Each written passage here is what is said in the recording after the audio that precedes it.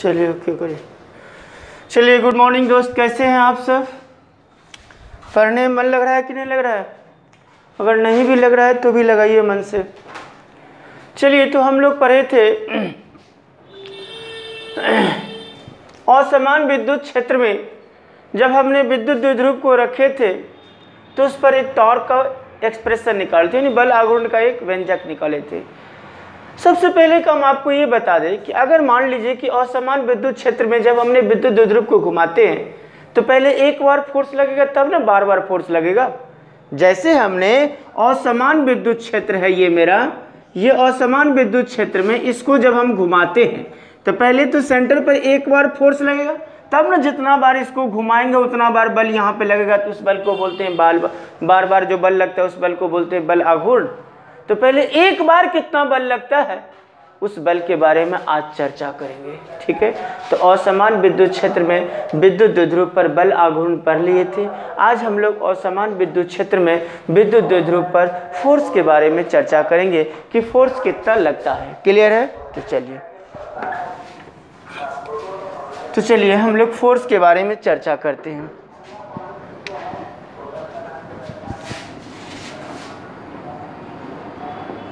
Force यदि असमान विद्युत क्षेत्र में असमान विद्युत क्षेत्र में विद्युत द्विध्रुव असमान विद्युत क्षेत्र में विद्युत द्विध्रुव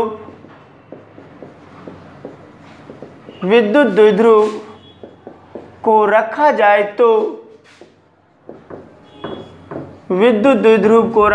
तो देख लीजिए फिर से, यदि असमान विद्युत क्षेत्र में विद्युत द्विध्रुव को रखा जाए तो प्लस क्यू तथा माइनस क्यू दोगुना आवेश था, तो प्लस क्यू तथा माइनस क्यू आवेश पर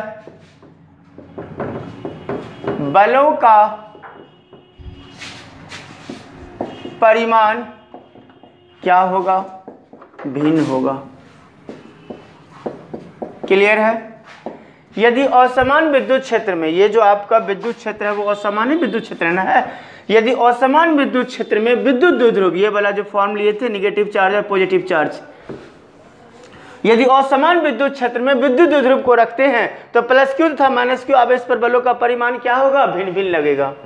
अब जरा सा मेरी बात को सुनिएगा, तो बलों का परिमाण भिन्न भिन्न लगेगा, तो कैसे बलों का परिमाण भिन्न भिन्न हम लोग निकालेंगे उसके बारे में चर्चा करते हैं। चलिए तो देखिएगा, प्लस क्यू आवेश पर बल F1 और एक बार लेंगे माइनस क्यू आवेश पर बल F2। जरा गौर से सुनिएगा, यदि हम लोग असमान विद्युत क्षेत्र में, गौर से मेरी बात सुनिएगा, यदि असमान विद्युत क्षेत्र में अगर हम विद्युत द्विध्रुव को घुमाते हैं, ध्यान से मेरी बात को सुनिएगा, यदि असमान विद्युत क्षेत्र में हमने अगर विद्युत द्विध्रुव को घुमाते हैं, किसको घुमाते हैं? विद्युत द्विध्रुव को घुमाते हैं, तो ये विद्युत द्विध्रुव एक बार तो टोटल मेजर करेगा, एक बार तो मेरा टोटल मेजर करेगा, तो टोटल बोले इलेक्ट्रिक फील्ड बोले तो ई, और जब ये स्टार्ट करेगा तो स्टार्टिंग पीरियड में हम लोग कितना काम करते हैं? डेल का मतलब होता है छोटा।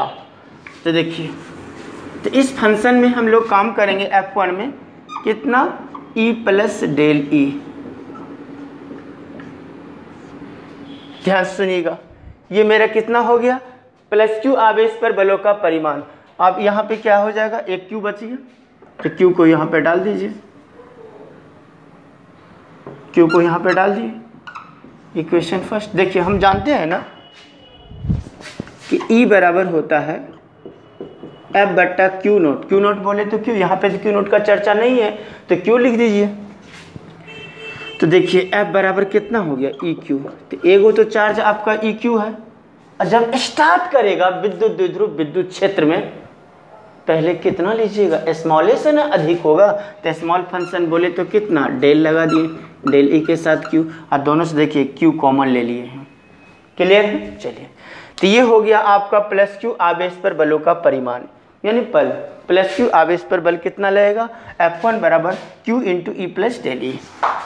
तो माइनस क्यू आवेश पर बल कितना लगेगा, तो माइनस क्यू आवेश पर सिंपल सी बात है, पहले प्लस चार्ज काम करेगा तब ना माइनस चार्ज, तो इस पर आपका सिंगल काम करेगा कितना, क्यू ई। क्लियर। तो जब हमने असमान विद्युत द्विध्रुव, असमान विद्युत क्षेत्र में विद्युत द्विध्रुव को घुमाते हैं तो प्लस क्यू आवेश पर बल इतना लगता है और माइनस क्यू आवेश पर बल इतना लगता है। क्लियर है, क्लियर है। चलिए तब इसका नेट फोर्स कितना होगा, नेट मतलब होता है total, net force, net force देखिएगा, नेट का मतलब क्या होता है, जोर। अब जरा से मेरी बात को सुनिएगा F1 पे कौन सा चार्ज है, प्लस, तो ये प्लस ही होगा। F2 पे कौन सा चार्ज है, माइनस, तो यहाँ पे माइनस लगा दीजिए। जिसका जो चार्ज का चिन्ह रहेगा वो तो लगाना ही पड़ेगा। क्लियर है। चलिए F1 का मान कितना हो जाएगा, इसका ब्रैकेट खोल देते हैं, q e plus del q del e, ये minus plus minus q e cancel, q del e. Clear. आपको परीक्षा में पूछा जाएगा, गौर सुनिएगा, 2 नंबर का पूछता है, जरा गौर सुनिएगा। असमान विद्युत क्षेत्र में, असमान विद्युत क्षेत्र में विद्युत द्विध्रुव को रखा जाता है तो उस विद्युत द्विध्रुव पर बल का परिमाण ज्ञात करें, तो ये निकाल लीजिएगा। अगर आपसे पूछा जाएगा असमान विद्युत क्षेत्र में विद्युत द्विध्रुव को घुमाने में, असमान विद्युत क्षेत्र में विद्युत द्विध्रुव को घुमाने में बल आघूर्ण क्या होता है, तो बोल दीजिएगा टाउ बराबर पी साइन थीटा। क्लियर है। वो ऑब्जेक्टिव में भी काम करता है और ये सब्जेक्टिव में भी काम आता है। वो ऑब्जेक्टिव में ही पूछता है और सब्जेक्टिव दोनों में पूछता है, मगर इसका भी फंक्शन है सिर्फ 2 नंबर में ही और उसका ऑब्जेक्टिव नहीं आता है। क्लियर है। क्या पूछा जाएगा, यदि असमान विद्युत क्षेत्र में विद्युत द्विध्रुव को रखा जाता है तो उस विद्युत द्विध्रुव पर बल कितना है या बल क्या होगा, तो बता दीजिएगा। क्लियर है। तो असमान विद्युत क्षेत्र में विद्युत द्विध्रुव के लिए बल आघूर्ण भी निकालें और बल भी निकालें। क्लियर है। अब असमान विद्युत क्षेत्र में विद्युत द्विध्रुव के लिए जो बल आघूर्ण निकाले हैं, असमान विद्युत क्षेत्र में विद्युत द्विध्रुव पर जो बल आघूर्ण निकाले हैं उसका स्पेशल केस बता रहे हैं। स्पेशल केस,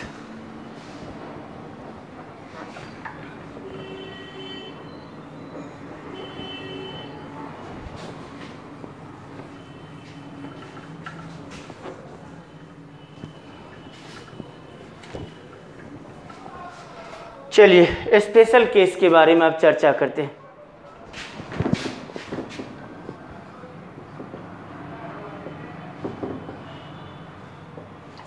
स्पेशल केस किसके लिए स्पेशल केस, असमान विद्युत क्षेत्र में विद्युत द्विध्रुव पर बल आघूर्ण का स्पेशल केस है।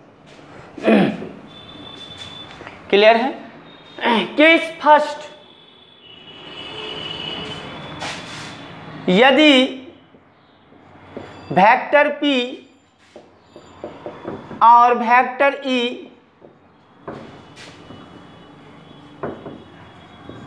एक ही दिशा में हो, तो अगर एक ही दिशा में होगा तो डेट इज कोण कितना डिग्री होगा, 0 डिग्री। तो देखिए, तो टाउ बराबर कितना था बल आघूर्ण के लिए formula, P E sine theta, sine theta, theta का मान 0 रखेंगे तो साइन 0 0 गुना 0, तो टाउ बराबर कितना हो गया 0। ये कौन सा फॉर्म होगा, मिनिमम फॉर्म। क्लियर है। आपसे पूछा जाएगा ऑब्जेक्टिव में, कभी कभी पूछता है ऑब्जेक्टिव में, असमान विद्युत क्षेत्र में विद्युत द्विध्रुव के लिए वेक्टर P और वेक्टर E अगर एक ही दिशा में होगा तो बल आघूर्ण का मान क्या होगा, तो बोलिएगा मिनिमम होगा। क्लियर है। अब आइए दूसरा केस के लिए, केस सेकंड। यदि वेक्टर P और वेक्टर E एक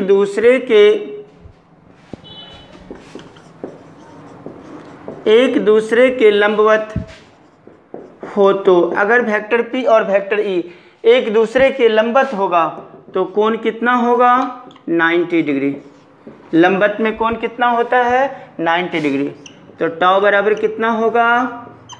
PE साइन थीटा। क्लियर है? थीटा का मान 90, साइन 90 का मान 1। तो इस फॉर्म से आपने क्या सीखे कि बल आघूर्ण क्या होगा? मैक्सिमम होगा। तो इसका दो केस है। जब असमान विद्युत क्षेत्र में वेक्टर P और वेक्टर E, जब असमान विद्युत क्षेत्र में वेक्टर P और वेक्टर E एक ही दिशा में होगा तो बल आघूर्ण मिनिमम होगा, और जब असमान विद्युत क्षेत्र में वेक्टर P और वेक्टर E एक दूसरे के लंबवत होगा तो बल आघूर्ण क्या हो जाएगा? मैक्सिमम होगा। क्लियर है?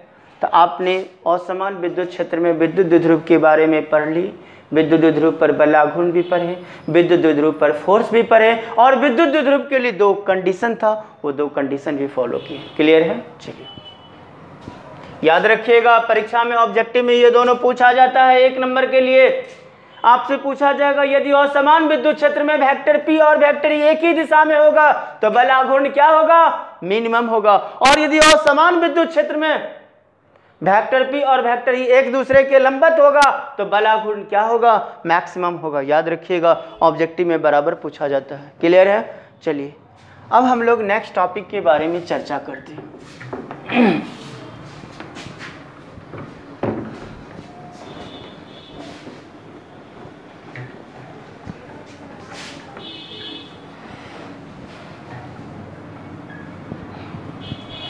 चलिए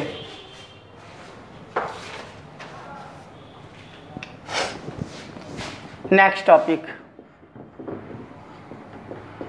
आवेश का संरक्षण।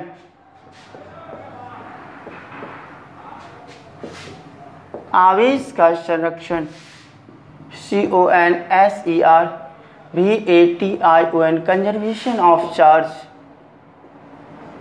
आवेश का संरक्षण क्या होता है जरा देखिएगा, जरा मेरी बात को सुनिएगा। आवेश को ना तो आप लोग उत्पन्न कर सकते हैं और ना ही नष्ट कर सकते हैं। आवेश को क्या बोलते हैं? चार्ज। चार्ज को हम लोग क्या करते हैं? एक स्थान से दूसरे स्थान तक ट्रांसफ़र करते हैं, रूपांतरण करते हैं। जैसे फ़ोन आपको चार्ज करना है, प्लग में बोर्ड लगा दी, फिर प्लग में स्विच को लगा दिए, यानी कहने का मतलब बोर्ड में स्विच को लगा दिए, ऑन कर दिए, वहाँ से करंट क्या हो गया? चार्ज क्या होगा? ट्रांसफ़र हुआ, आपके फ़ोन में आ गया।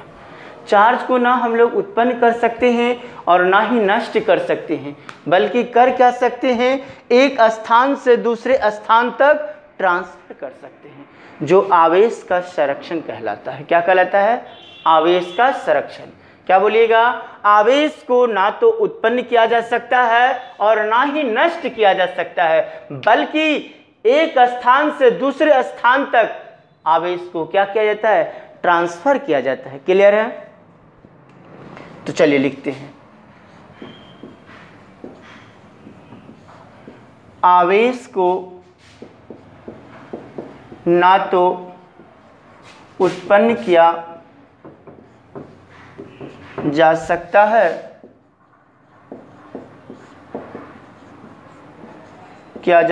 है, और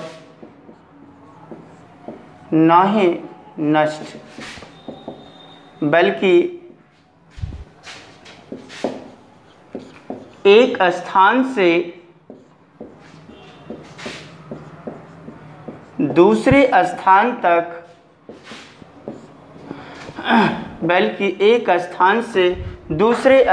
तक, रूपांतरण किया जा सकता है। रूपांतरण किया जा सकता है।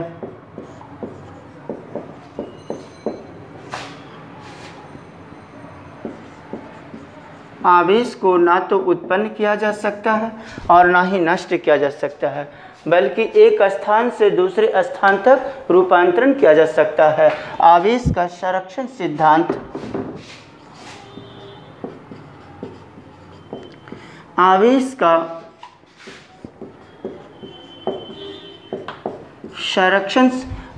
का संरक्षण कहलाता है।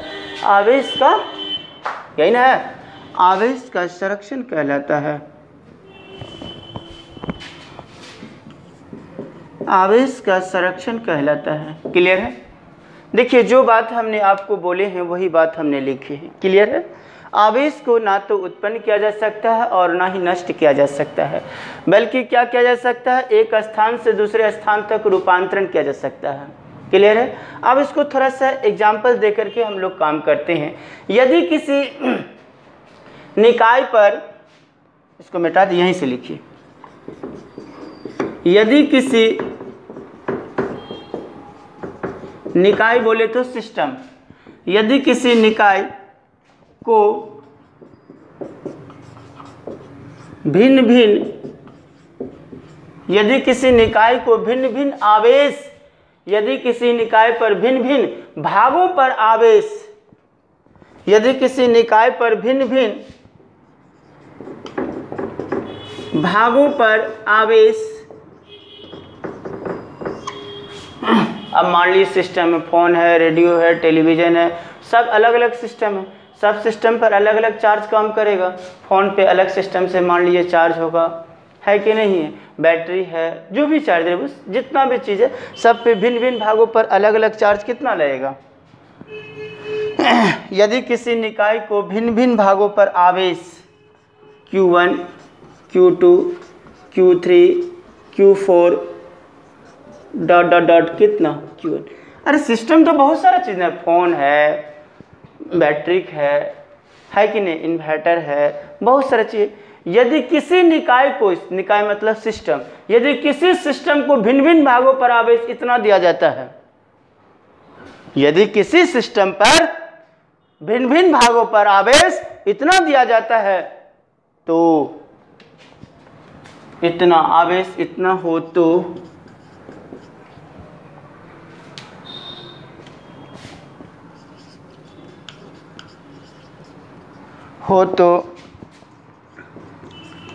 आवेश के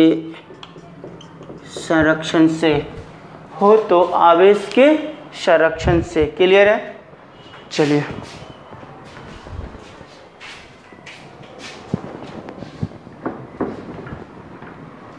आवेश के संरक्षण से क्या होगा?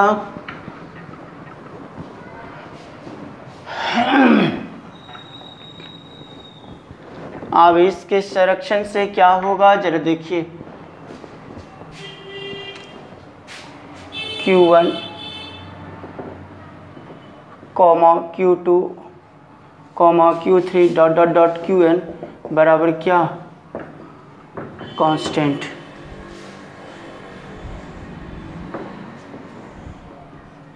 यही आवेश का संरक्षण, यही आवेश का संरक्षण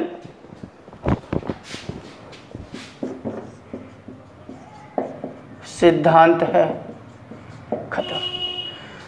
तो आपने आवेश का संरक्षण आपने पढ़े कि आवेश को ना तो उत्पन्न किया जा सकता है और ना ही नष्ट किया जा सकता है, बल्कि उसको एक स्थान से दूसरे स्थान तक रूपांतरण किया जा सकता है, यानी ट्रांसफ़र किया जा सकता है, जो आवेश का संरक्षण कहलाता है। तो हमने बोले यदि किसी सिस्टम बोले तो निकाय, यदि किसी निकाय के भिन्न भिन्न भागों पर आवेश कितना होगा, Q1, Q2, Q3, Q4 ... Qn हो, तो आवेश के संरक्षण से Q1, Q2, Q3 ... Qn बराबर क्या, कांस्टेंट। ये मेरा क्या है, आवेश का संरक्षण सिद्धांत है। क्लियर है? टोटल वैल्यू मेरा कांस्टेंट के बराबर होता है। आखिर चार्जिंग हो रहा है, चाहे बड़ा ऑब्जेक्ट हो कि छोटा ऑब्जेक्ट हो, चार्ज होने का काम कर रहा है ना, तो सारा डेरिवेटिव क्या चीज़ को मेजर करेगा, कांस्टेंट को। क्लियर है? तो आपने आज दो पार्ट पढ़े। एक पढ़े कि समरूप विद्युत क्षेत्र में विद्युत द्विध्रुव पर फोर्स, क्लियर है, फोर्स के लिए रिजल्ट हो गया F बराबर E डेल क्यू। और दूसरा पार्ट पर है समरूप विद्युत क्षेत्र में विद्युत द्विध्रुव के लिए जो रिजल्ट निकाले थे टाउ बराबर पी साइन थीटा, उसका स्पेशल केस। एक बार केस था कि वेक्टर पी और वेक्टर ई अगर एक ही दिशा में होगा तो कोण 0 डिग्री होगा, और वेक्टर पी और वेक्टर ई अगर एक दूसरे के लंबवत होगा तो कोण आपका 90 डिग्री होगा। 0 डिग्री में बलाघूर्ण मिनिमम होगा और 90 डिग्री में बलाघूर्ण मैक्सिमम होगा, क्लियर है। उसके बाद हम लोग पढ़े आवेश का संरक्षण, क्लियर है। आवेश के संरक्षण में हम लोग उसका डेफिनेशन ही पढ़े और उसको एग्जाम्पल के द्वारा भी हम लोग वेरीफाई कर लिए। कोई डाउट? आज हम लोग थोड़ा सा ही क्लास किए हैं, कल से हम लोग आगे की ओर बढ़ेंगे। आज तक का क्लास यहीं पे रखिए, कल से हम लोग आगे बढ़ेंगे, क्लियर है। और थोड़ा सा आपसे ये निवेदन है कि घर में थोड़ा सा मन लगा करके पढ़िए। आज हमने छोटा ही क्लास लिए हैं, कल आगे की ओर बढ़ जाएंगे, इसके लिए धन्यवाद। और थोड़ा मन से पढ़िए, जो भी प्रॉब्लम होगा कृपया करके या तो फ़ोन से या तो उसको लाल कलम से टिक लगा के रखिएगा, जब क्लास खुलेगा तो पूछ लीजिएगा, कोई दिक्कत? चलिए धन्यवाद।